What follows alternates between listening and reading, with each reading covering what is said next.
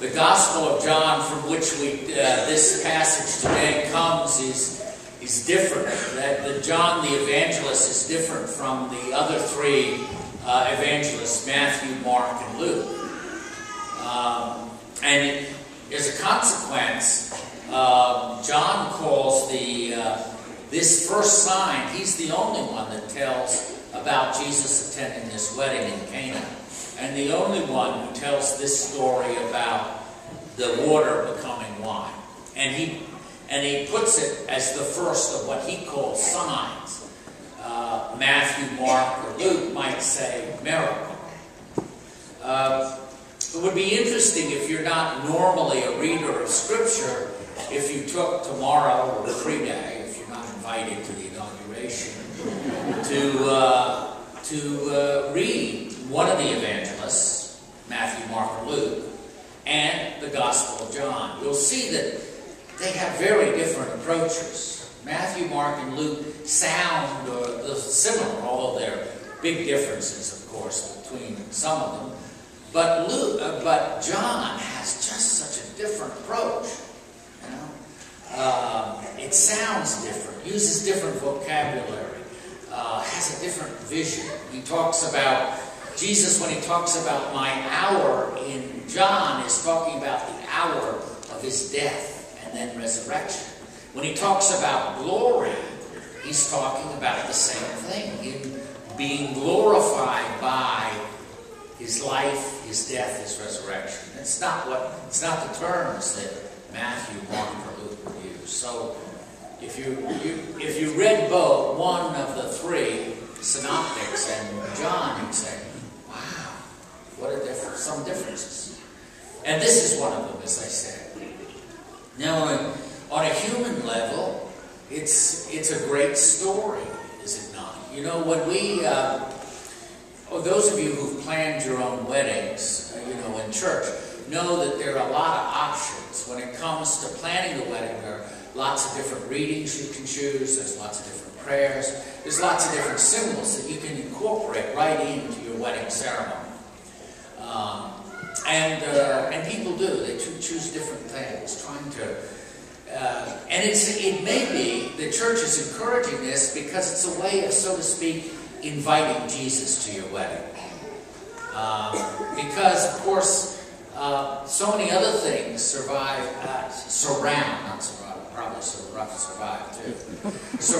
marriage, that it's hard sometimes to keep the focus.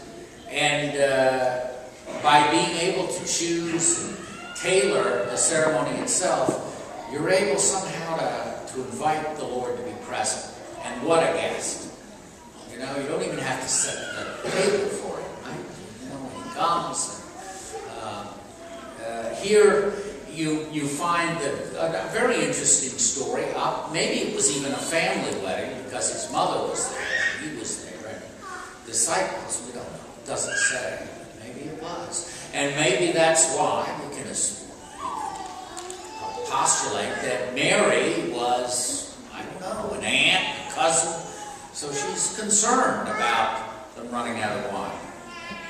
And so, and we know the story. These water jars are filled and then transformed.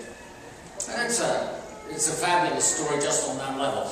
But John says it's the first of his signs. Remember, he doesn't use the word miracle. The first of the 7 signs that John has in his gospel.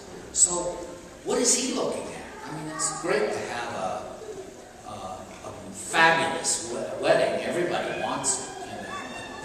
Everyone having a good time. Well, there's a lot of... If a Jew were listening to this story, a practicing Jew in Jesus' day was hearing this story, they would see something even much deeper. Because the 6 water jars are not just water jars.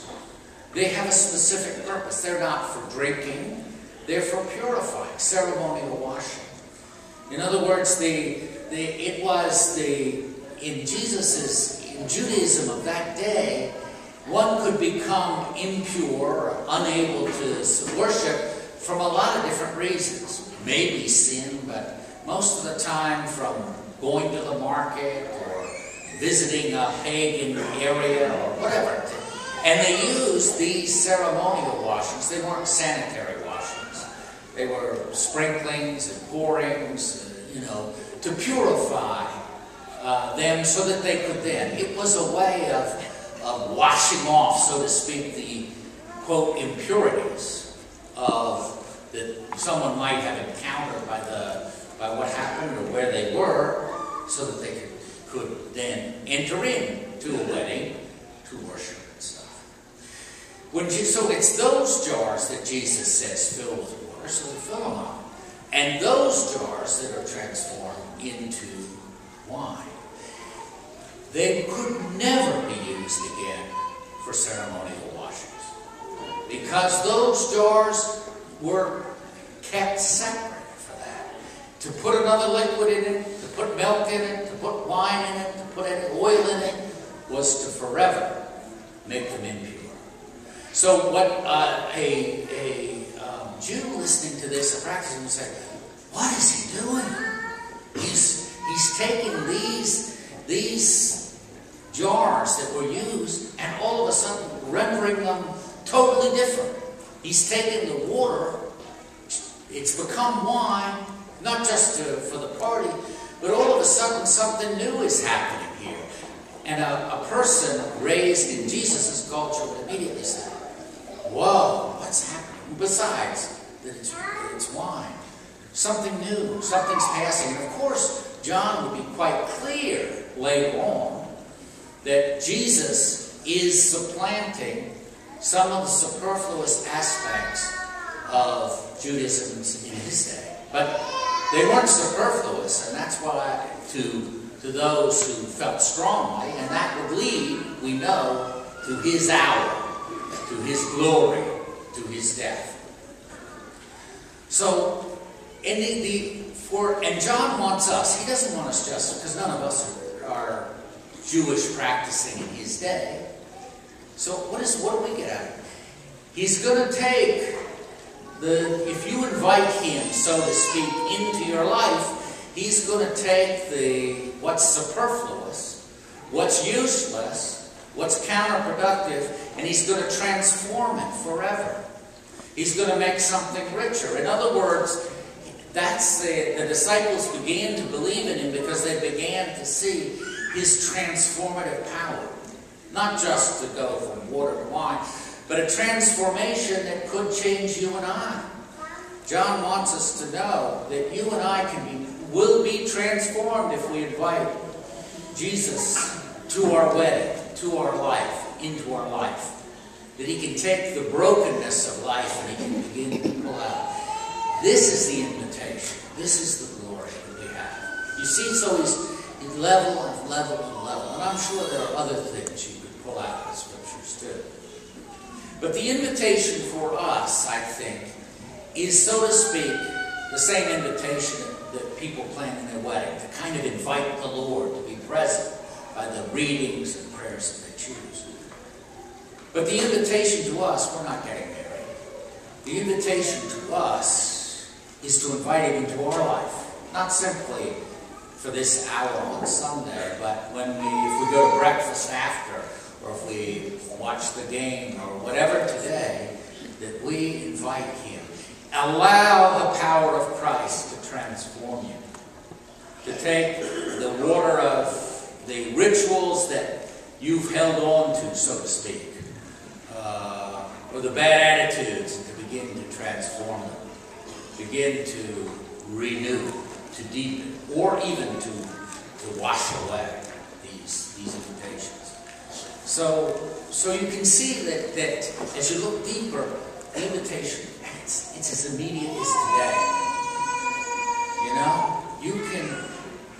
This transformation is meant to bring us the fullness of life.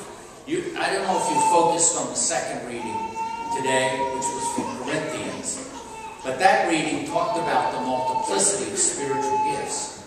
And St. Paul was quite sure that every one of us has these kinds of gifts. And not everyone has everything. So the gifts that we have are meant to be put at the service of the whole community. community. You know, the gifts are meant to be transformed. So if we've gone down a dead end of using whatever gifts we have in useless ways or even bad ways, the Lord's inviting us to be recentered. And He has the power to do it. And He has the power to lift us up. So, invite the Lord to your wedding today. Invite Him to your lunch. Invite Him to your dinner. Invite Him to your family meeting.